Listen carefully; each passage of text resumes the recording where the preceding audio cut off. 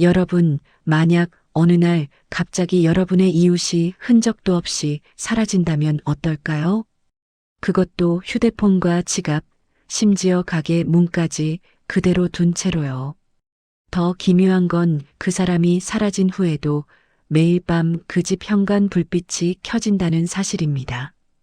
대체 누가 그 불을 켜고 있는 걸까요? 오늘 이 이야기는 평범한 시골 마을에서 벌어진 실종 사건으로 시작됩니다. 2023년 가을, 경상남도의 한 작은 마을에 이상한 소문이 돌기 시작했습니다. 마을 입구에서 20년 넘게 슈퍼마켓을 운영해온 정미정 씨가 어느 날부터 가게 문을 열지 않는다는 것이었습니다. 처음에는 단순히 개인 사정으로 며칠 쉬는 거라고 생각했습니다. 하지만 3일이 지나고 일주일이 지나도 굳게 닫힌 가게 문은 열리지 않았습니다. 마을 주민들은 점점 불안해지기 시작했습니다. 정미정 씨는 이 마을에서 태어나고 자란 토박이였습니다. 45의 나이에 혼자 슈퍼를 운영하며 성실하게 살아온 사람이었습니다. 무엇보다 그녀는 단 하루도 가게 문을 닫은 적이 없었습니다. 명절에도 아플 때도 눈이 오는 날에도 항상 가게를 열었던 사람이었습니다. 마을 이장님이 먼저 움직였습니다. 정미정 씨의 집 문을 두드렸지만 아무런 대답이 없었습니다. 이웃들과 함께 집 주위를 살펴봤지만 이상한 점을 발견할 수 없었습니다. 현관문은 잠겨 있었고 창문도 모두 닫혀 있었습니다. 우편함에는 며칠치 신문이 쌓여 있었습니다. 경찰에 신고가 접수된 건 실종 8일째 되던 날이었습니다. 관할 파출소에서 출동한 경찰관들은 집주인의 동의 없이는 문을 열 수 없다며 난감해했습니다. 하지만 마을 주민들의 간곡한 요청에 결국 문을 열기로 했습니다. 현관문이 열렸습니다. 그 순간 경찰관들과 주민들은 모두 놀라움을 감추지 못했습니다. 집안은 너무나 평범했습니다. 아니, 오히려 너무 평범해서 이상할 정도였습니다. 거실 테이블 위에는 아침 식사를 하다 만 듯한 그릇이 놓여 있었습니다. 방 안에는 개킨 이불이 그대로 있었고 옷장에는 옷들이 가지런히 정리되어 있었습니다. 가장 이상한 건 현관 신발장이었습니다. 실내화만 한 켤레 놓여 있었고 외출용 신발들은 모두 그대로 있었습니다. 정미정 씨가 신발도 신지 않은 채 집을 나갔다는 뜻이었습니다. 경찰은 즉시 집 안 곳곳을 수색했습니다.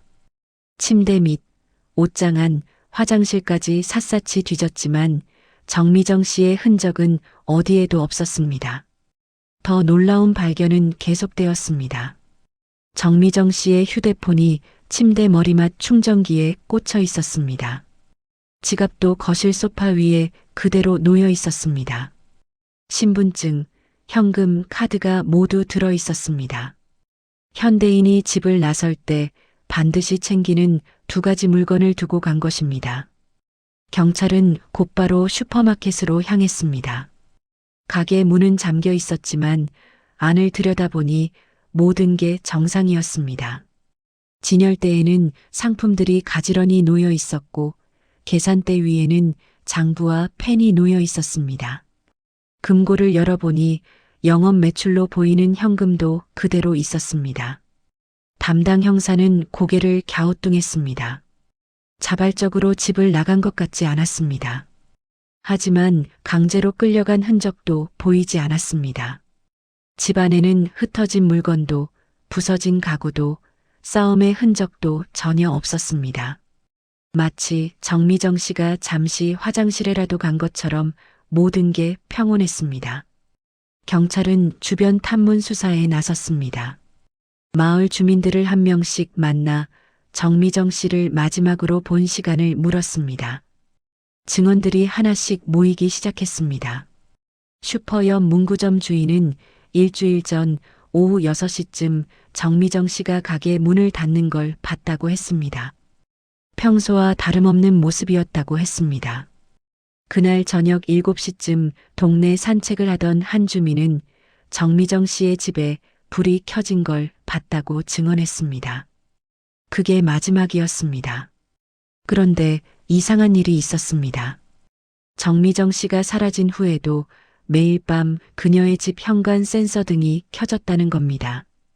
센서 등은 사람의 움직임을 감지해서 켜지는 불빛입니다. 누군가 현관 앞을 지나가야만 켜지는 것이었습니다. 마을 주민 한 분이 경찰에게 말했습니다. 정미정 씨가 사라진 다음 날부터 매일 밤 11시쯤 되면 어김없이 현관 불빛이 켜진다고 했습니다. 처음에는 정미정 씨가 돌아온 줄 알고 반가워했지만 불빛은 잠시 켜졌다가 금방 꺼졌다고 했습니다. 그리고 다음날 아침이 되어도 정미정 씨는 나타나지 않았습니다. 경찰은 즉시 그 집 주변에 잠복 근무를 시작했습니다. 과연 밤 11시가 되자 현관 센서 등이 켜졌습니다.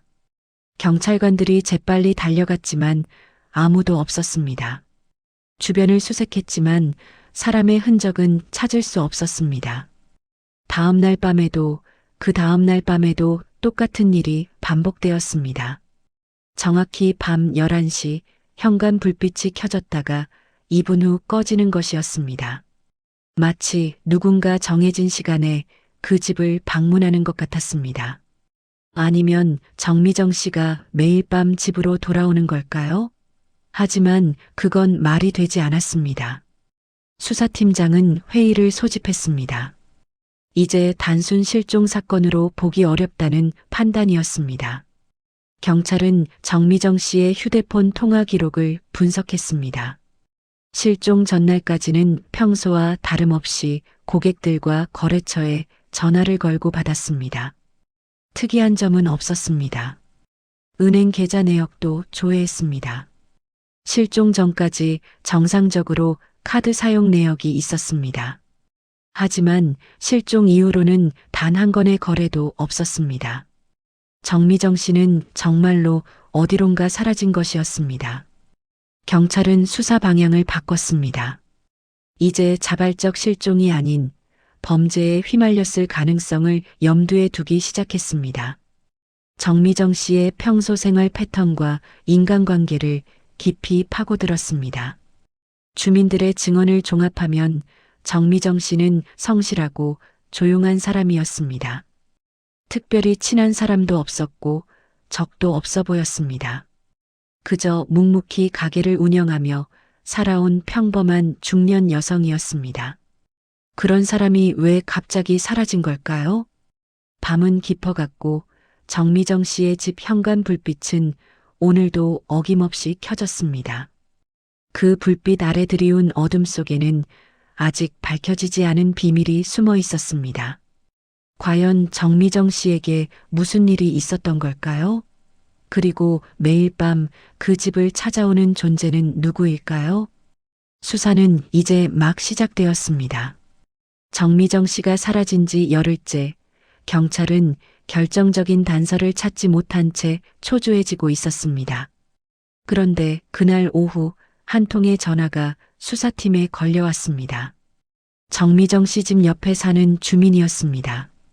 자신의 집 CCTV에 이상한 영상이 찍혔다는 제보였습니다. 수사관들은 즉시 그 집으로 달려갔습니다. CCTV 화면을 돌려보는 순간 회의실 안에 긴장감이 흘렀습니다.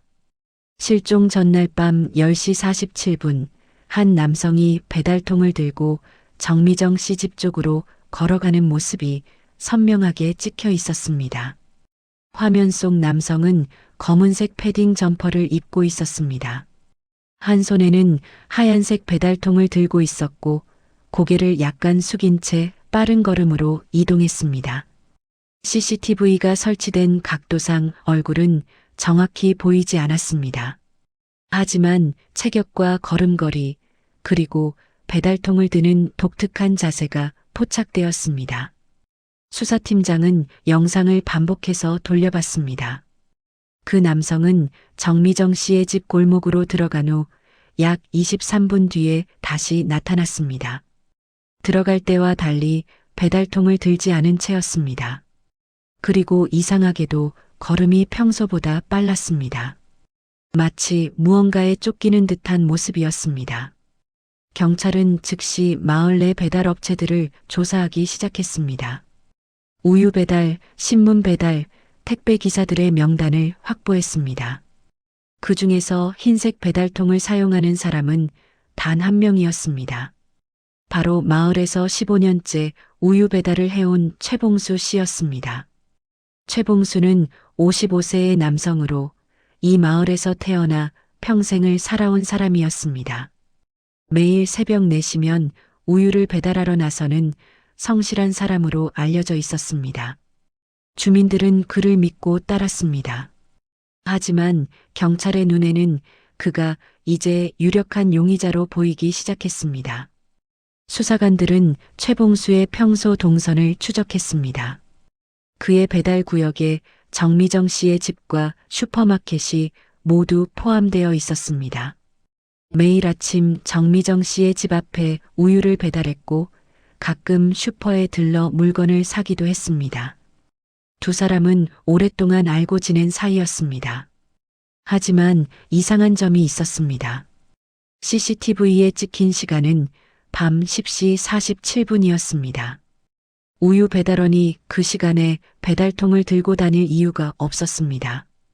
우유 배달은 새벽에 하는 일이었고 밤 11시 가까운 시간에 배달통을 들고 돌아다니는 건 명백히 이상한 행동이었습니다. 경찰은 최봉수를 파출소로 임해 동행했습니다.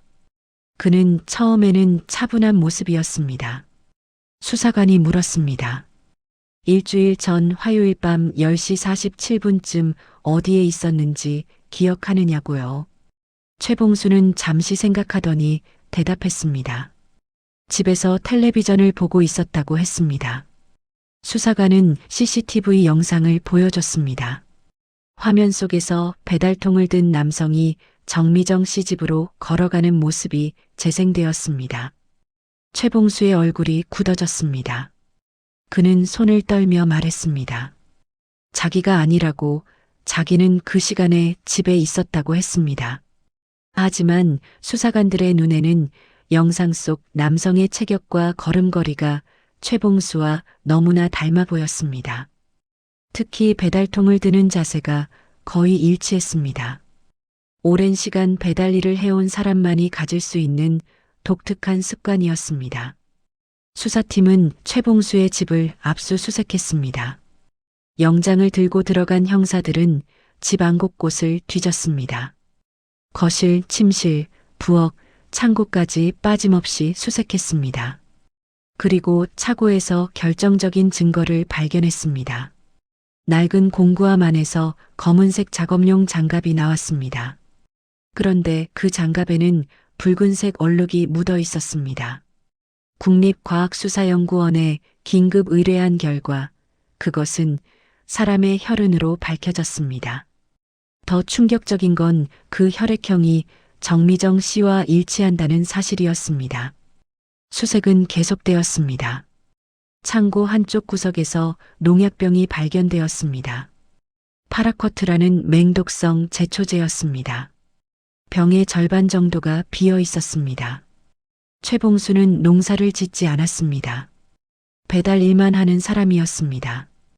그런 사람의 집에서 왜 농약이 나온 걸까요? 더 이상한 건 최봉수의 배달 차량이었습니다. 트럭 짐칸을 조사하던 감식팀이 바닥에서 미세한 섬유 조각들을 채취했습니다. 현미경으로 분석한 결과 그것은 여성용 실내복에서 나온 섬유였습니다. 그것도 정미정 씨가 실종 당일 입고 있었을 것으로 추정되는 옷감과 성분이 같았습니다. 증거들이 하나씩 쌓여갔습니다. 피 묻은 장갑, 농약병, 섬유 조각, 그리고 CCTV 영상까지. 정황상으로는 최봉수가 범인일 가능성이 매우 높아 보였습니다. 하지만 결정적인 직접 증거는 없었습니다. 무엇보다 정미정 씨의 시신이 발견되지 않은 상태였습니다. 경찰은 최봉수를 다시 조사실로 불렀습니다. 이번에는 분위기가 달랐습니다. 수사관은 발견된 증거들을 하나씩 제시했습니다. 최봉수는 당황한 기색을 보였습니다. 땀이 이마에 송글송글 맺혔습니다. 장갑에 대해 물었습니다. 최봉수는 자기 장갑이 맞다고 인정했습니다. 하지만 피가 어떻게 묻었는지는 모르겠다고 했습니다. 농약병은 어떻게 된 거냐고 물었습니다. 최봉수는 몇 달 전에 지인이 준 거라고 대답했습니다. 사용한 적은 없다고 했습니다. 수사관은 핵심 질문을 던졌습니다.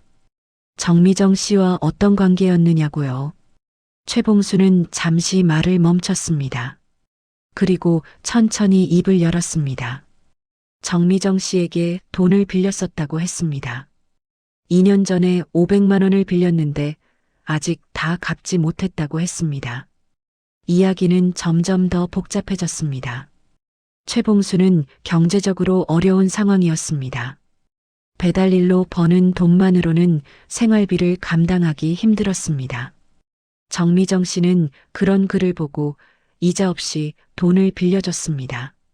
하지만 시간이 지나면서 관계는 틀어지기 시작했습니다. 최근 몇 달 동안 정미정 씨가 돈을 갚으라고 재촉했다는 겁니다. 처음에는 부드럽게 이야기했지만 점점 더 강하게 요구했다고 했습니다. 최봉수는 돈이 없어서 계속 미뤘고 두 사람 사이에는 긴장감이 흘렀습니다. 경찰은 주변 탐문을 통해 이 사실을 확인했습니다. 슈퍼 단골 손님 몇몇이 최근에 정미정 씨와 최봉수가 가게 앞에서 다투는 모습을 봤다고 증언했습니다. 큰 소리로 싸우지는 않았지만 분위기가 좋지 않았다고 했습니다. 수사팀은 최봉수의 통화 기록을 분석했습니다. 실종 당일 저녁 8시 32분 정미정 씨의 휴대폰으로 전화를 걸었다는 기록이 있었습니다. 통화 시간은 1분 27초였습니다. 무슨 대화를 나눴는지는 알 수 없었지만 실종 직전에 두 사람이 통화했다는 건 의미심장했습니다. 경찰은 최봉수에게 그날 밤 전화 통화 내용을 물었습니다. 최봉수는 기억이 잘 나지 않는다고 했습니다. 그냥 안부 전화였다고 얼버무렸습니다. 하지만 수사관들은 그의 말을 믿지 않았습니다. 압박은 계속되었습니다. CCTV에 찍힌 사람이 본인이 아니라면 알리바이를 대라고 했습니다. 최봉수는 그날 밤 혼자 집에 있었다고 했습니다. 아무도 증명해 줄 사람이 없었습니다. 가족도 없이 혼자 사는 그에게는 알리바이가 없었습니다. 수사관은 다시 물었습니다. 왜 그 시간에 배달통을 들고 정미정 씨 집에 갔느냐고요? 최봉수는 강하게 부인했습니다.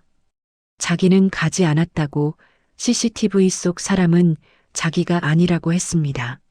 하지만 그의 목소리는 떨리고 있었습니다. 경찰은 정황 증거들을 종합했습니다. 금전 갈등, 실종 직전 통화, CCTV 영상, 피 묻은 장갑, 농약병, 섬유 조각까지 모든 증거가 최봉수를 가리키고 있었습니다. 하지만 여전히 직접적인 증거는 부족했습니다. 시신도 없고 범행을 목격한 사람도 없었습니다. 수사팀은 딜레마에 빠졌습니다. 정황상 최봉수가 범인일 가능성이 압도적으로 높았습니다. 하지만 법정에서 유죄를 입증하기에는 증거가 약했습니다. 최봉수는 계속해서 혐의를 부인했고 변호사는 모든 증거가 정황상의 것일 뿐이라고 주장했습니다. 밤은 깊어갔습니다. 조사실 형광등 아래에서 최봉수와 수사관들의 신경전이 이어졌습니다.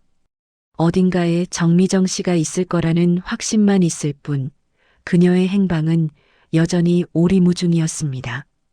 과연 최봉수가 진짜 범인일까요? 아니면 이 모든 게 우연의 일치일까요? 답을 찾기 위한 수사는 더욱 치열해져 갔습니다.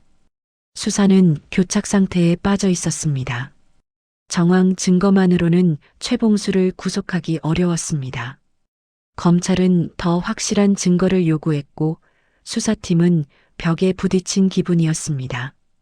그런데 실종 13일째 되던 날 아침 예상치 못한 곳에서 전화가 걸려왔습니다. 전화를 건 사람은 마을 중학교 2학년 학생의 어머니였습니다. 아들이 며칠 전부터 이상하게 불안해하더니 어젯밤 악몽을 꾸고 깨어났다는 겁니다. 그리고 경찰에게 할 말이 있다고 했다는 것이었습니다. 수사관은 즉시 그 학생을 만났습니다. 15살 김민준 학생이었습니다. 민준이는 긴장한 얼굴로 수사관 앞에 앉았습니다. 손을 꼭 쥐고 있었고 시선을 자주 내리깔았습니다. 수사관은 부드럽게 물었습니다. 무슨 일이 있었느냐고요? 민준이는 한참을 망설이다가 입을 열었습니다. 정미정 씨가 사라진 그날 밤 자기가 그 골목을 지나갔다고 했습니다. 학원을 마치고 집으로 가는 길이었다고 했습니다.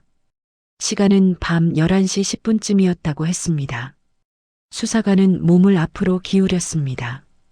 그때 뭘 봤느냐고 물었습니다.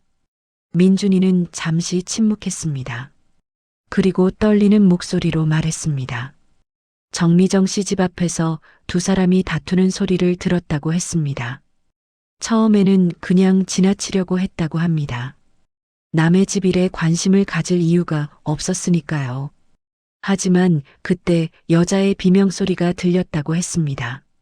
짧고 날카로운 비명이었다고 했습니다. 민준이는 그 순간 온몸이 얼어붙었다고 했습니다. 수사관은 신중하게 물었습니다. 그 비명이 정확히 어떤 소리였느냐고요? 민준이는 눈을 감았습니다. 그리고 말했습니다. 마치 누군가에게 공격당하는 것 같은 소리였다고 했습니다. 도와달라는 말은 아니었지만 분명 공포에 찬 비명이었다고 했습니다. 그 다음이 중요했습니다. 민준이는 그 소리를 듣고 무서워서 도망쳤다고 했습니다. 뒤도 돌아보지 않고 집까지 달렸다고 했습니다. 그리고 그날 이후로 계속 그 일이 머릿속을 떠나지 않았다고 했습니다. 뉴스에서 정미정 씨 실종 소식을 듣고는 더욱 불안해졌다고 했습니다. 수사관은 물었습니다. 왜 진작 신고하지 않았느냐고요? 민준이는 고개를 떨구었습니다. 무서웠다고 했습니다.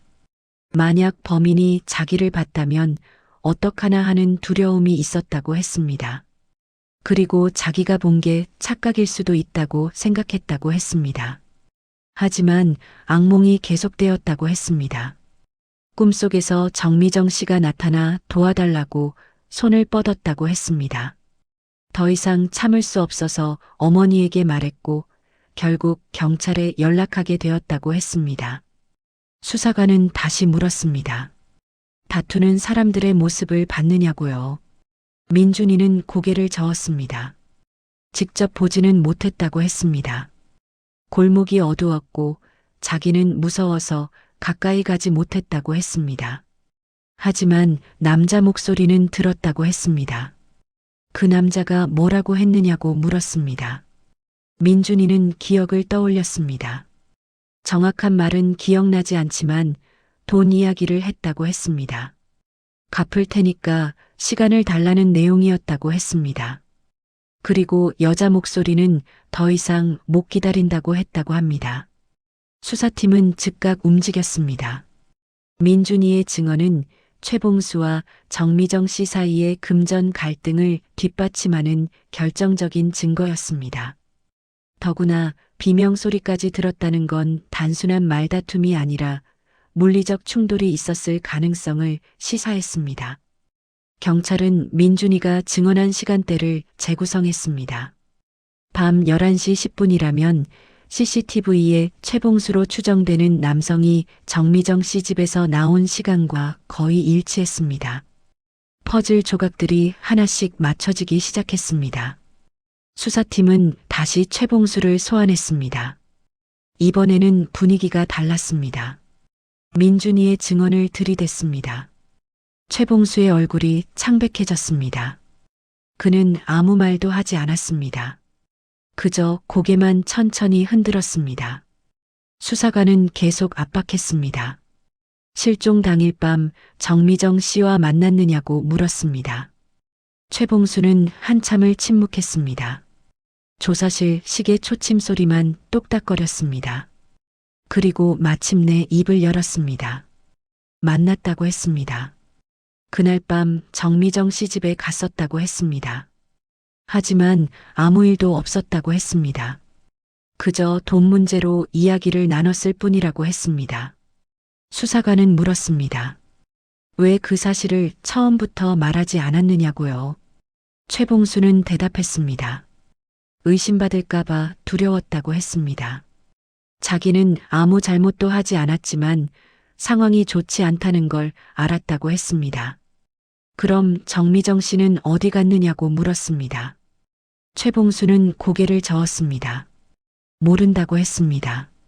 자기가 집을 나올 때 정미정 씨는 멀쩡했다고 했습니다. 현관까지 배웅해줬다고 했습니다. 수사관은 예리하게 파고들었습니다. 목격자가 비명 소리를 들었다고 하는데 그건 어떻게 설명할 거냐고 물었습니다. 최봉수는 당황했습니다. 비명이라니요. 그런 소리는 없었다고 했습니다. 아마 착각일 거라고 했습니다. 하지만 수사관들은 믿지 않았습니다. 증거들이 너무나 명백했습니다. 금전 갈등, 실종 당일 방문, 목격자 증언, 피 묻은 장갑까지. 최봉수는 점점 더 궁지에 몰리고 있었습니다. 경찰은 전략을 바꿨습니다. 강압적인 추궁 대신 심리적 접근을 시도했습니다. 베테랑 형사가 나섰습니다. 그는 최봉수 옆에 앉아 조용히 말했습니다. 사람은 누구나 실수를 한다고 했습니다. 중요한 건 그 실수를 인정하고 바로잡는 용기라고 했습니다. 최봉수는 고개를 들지 못했습니다. 형사는 계속 말했습니다. 정미정 씨 가족들이 얼마나 힘들어하는지 아느냐고 했습니다. 그들은 하루하루 지옥 같은 시간을 보내고 있다고 했습니다. 최소한 진실을 알 권리가 있지 않느냐고 했습니다. 최봉수의 눈에 눈물이 맺혔습니다. 그는 떨리는 손으로 얼굴을 감쌌습니다. 형사는 기다렸습니다. 조급하게 재촉하지 않았습니다. 시간이 필요하다는 걸 알았습니다. 한참의 침묵이 흘렀습니다. 그리고 최봉수가 천천히 고개를 들었습니다. 그의 얼굴에는 체념이 서려 있었습니다. 입술이 떨렸습니다. 무언가 말하려는 듯 했습니다. 바로 그때였습니다. 조사실 문이 열리며 다른 형사가 급히 들어왔습니다. 그는 수사팀장에게 무언가를 귓속말했습니다. 팀장의 표정이 변했습니다. 그는 즉시 자리에서 일어났습니다. 마을 주민 한 명이 제보를 했다는 것이었습니다. 슈퍼 뒤편에 있는 오래된 폐창고에서 이상한 걸 봤다고 했습니다. 며칠 전부터 그곳 흙이 파헤쳐진 것 같았다고 했습니다. 처음에는 동물이 판 줄 알았는데 자세히 보니 사람이 판 흔적 같았다고 했습니다. 수사팀은 즉각 현장으로 출동했습니다. 폐창고는 슈퍼에서 50m쯤 떨어진 곳에 있었습니다. 오래전 농기구를 보관하던 곳이었지만 지금은 아무도 사용하지 않았습니다. 주변은 잡초가 무성했고 사람의 발길이 끊긴 지 오래되어 보였습니다. 형사들이 창고 문을 열었습니다. 먼지가 날렸고 퀴퀴한 냄새가 코를 찔렀습니다. 손전등을 비추며 안을 살폈습니다. 한쪽 구석에 흙이 파헤쳐진 흔적이 보였습니다. 그리고 그곳에서 그들은 발견했습니다. 반쯤 흙에 묻힌 하얀색 배달통이었습니다. 그 옆에는 여성용 실내 슬리퍼 한 짝과 휴대폰 부속품으로 보이는 작은 플라스틱 조각이 흩어져 있었습니다. 감식반이 급히 투입되었습니다.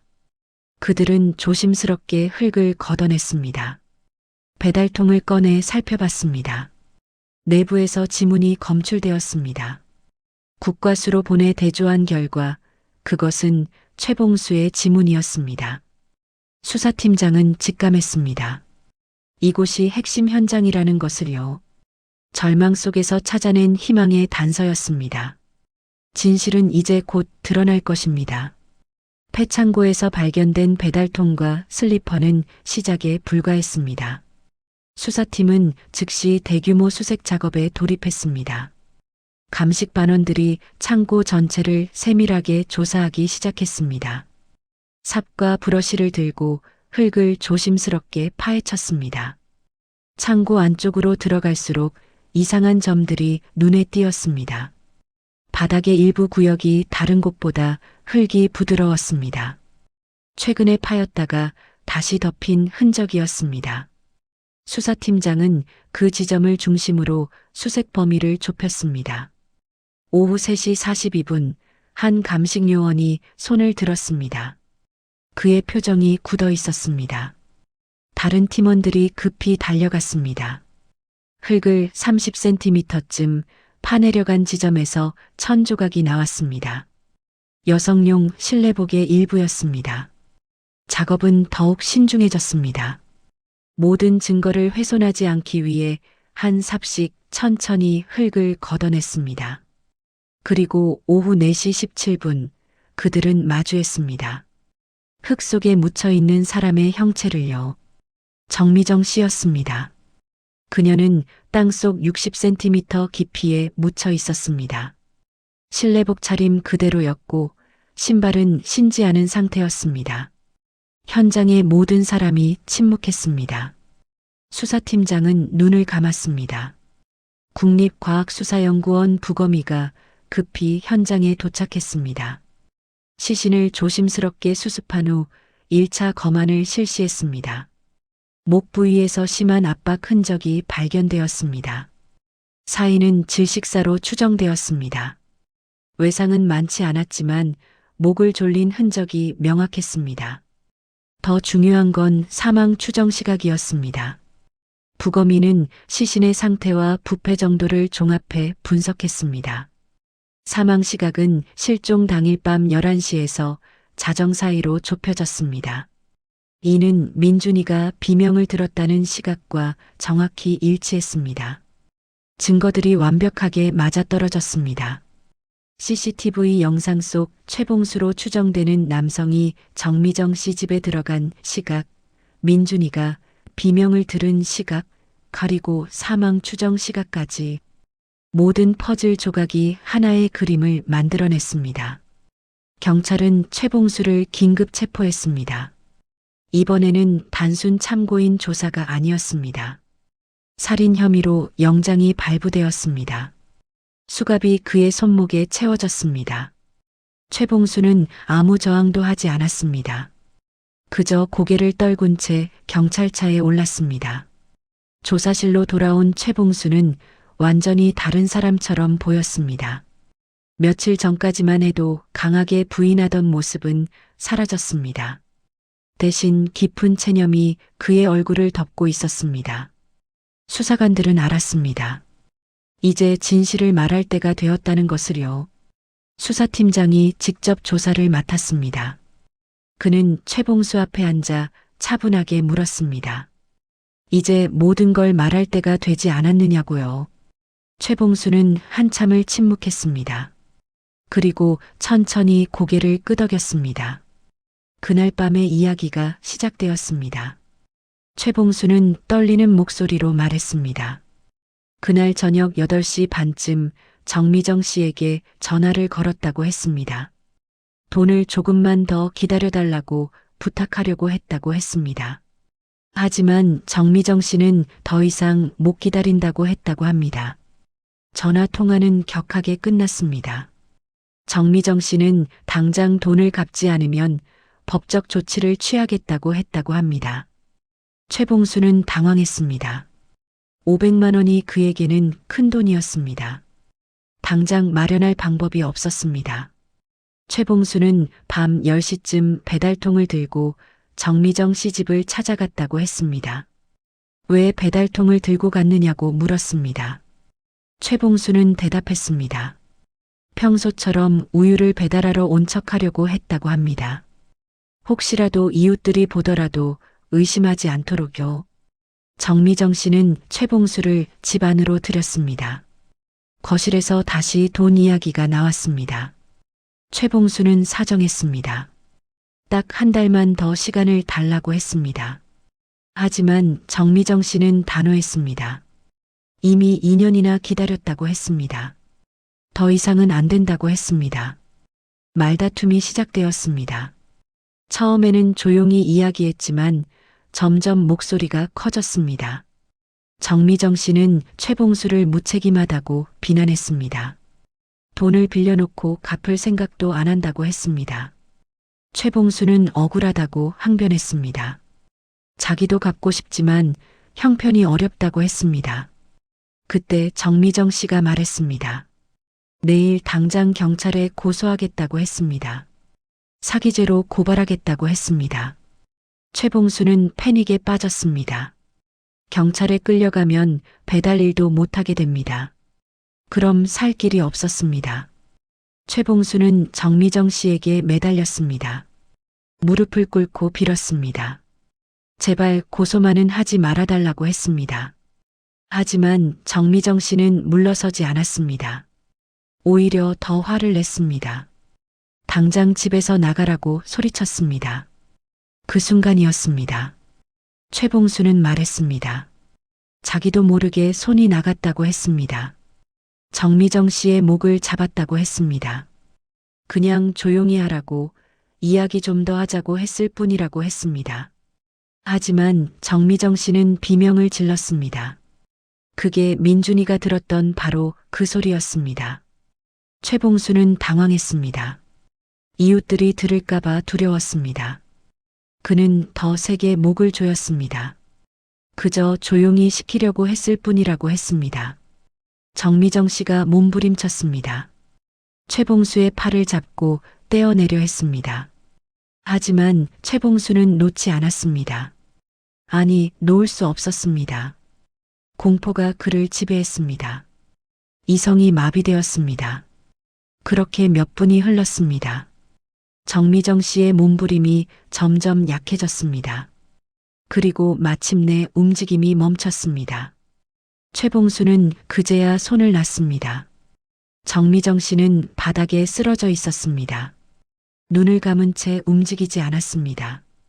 최봉수는 정신이 번쩍 들었습니다. 자기가 무슨 일을 저질렀는지 깨달았습니다. 공포와 패닉이 엄습했습니다. 그는 정미정 씨를 흔들었습니다. 깨어나라고 소리쳤습니다. 하지만 아무 반응이 없었습니다. 어떻게 해야 할지 몰랐습니다. 경찰에 신고해야 한다는 생각도 했습니다. 하지만 두려움이 더 컸습니다. 감옥에 가게 될 거라는 공포가 그를 짓눌렀습니다. 결국 그는 최악의 선택을 했습니다. 시신을 숨기기로 한 겁니다. 최봉수는 정미정 씨를 배달통에 담으려 했습니다. 하지만 너무 작았습니다. 그는 시신을 이불로 감쌌습니다. 그리고 배달 트럭으로 옮겼습니다. 어디에 숨길지 고민했습니다. 그때 폐창고가 떠올랐습니다. 슈퍼 뒤편에 있는 아무도 가지 않는 곳이었습니다. 그곳으로 시신을 옮겼습니다. 삽으로 땅을 팠습니다. 필사적으로 파고 또 팠습니다. 구덩이에 시신을 묻었습니다. 흙으로 덮었습니다. 최대한 흔적을 지우려 했습니다. 배달통과 슬리퍼도 함께 묻었습니다. 하지만 완벽하지 않았습니다. 급하게 처리하다 보니 곳곳에 증거가 남았습니다. 집으로 돌아온 최봉수는 피 묻은 장갑을 차고에 숨겼습니다.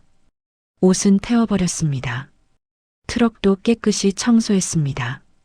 하지만 섬유 조각은 완전히 제거하지 못했습니다. 그리고 이상한 행동을 했습니다. 매일 밤 11시쯤 정미정 씨 집을 찾아갔습니다. 현관 앞을 서성였습니다. 왜 그랬느냐고 물었습니다. 최봉수는 대답했습니다. 자기도 잘 모르겠다고 했습니다. 그저 죄책감 때문에 발길이 향했다고 했습니다. 그게 바로 현관 센서 등이 켜진 이유였습니다. 최봉수가 매일 밤 그 집을 찾아가 서성이다 돌아간 것이었습니다. 마치 용서를 구하려는 듯 아니면 악몽에서 깨어나려는 듯이요. 조사실은 무거운 침묵에 잠겼습니다. 최봉수는 고개를 푹 숙인 채 울고 있었습니다. 수사관들도 말이 없었습니다. 계획된 살인이 아니었습니다. 충동적인 범행이었습니다. 하지만 그렇다고 해서 죄가 가벼워지는 건 아니었습니다. 검찰은 최봉수를 살인 및 사체 유기 혐의로 기소했습니다. 재판에서 그는 모든 혐의를 인정했습니다. 변호인은 우발적 범행이라고 주장했지만 법원은 엄중하게 판단했습니다. 징역 20년이 선고되었습니다. 정미정 씨의 장례식이 조용히 치러졌습니다. 마을 주민들이 모여 그녀를 애도했습니다. 20년 넘게 성실하게 슈퍼를 운영하며 마을을 지켜온 사람이었습니다. 그녀는 이제 평화롭게 잠들었습니다. 사건은 이렇게 막을 내렸습니다. 평범한 일상에서 벌어진 비극이었습니다. 금전 문제로 시작된 갈등이 돌이킬 수 없는 범죄로 이어진 것이었습니다. 우리는 이 사건을 통해 배웁니다. 분노를 통제하지 못하면 어떤 결과가 오는지를요. 여러분, 오늘 이야기가 도움이 되셨다면 구독과 좋아요 부탁드립니다. 감사합니다.